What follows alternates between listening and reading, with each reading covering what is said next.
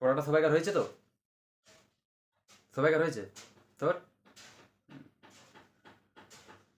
রাজু, তুই বল। নিউটনের তৃতীয় গতিসূত্র বল। দাঁড়া, বল। স্যার আমি বলবো।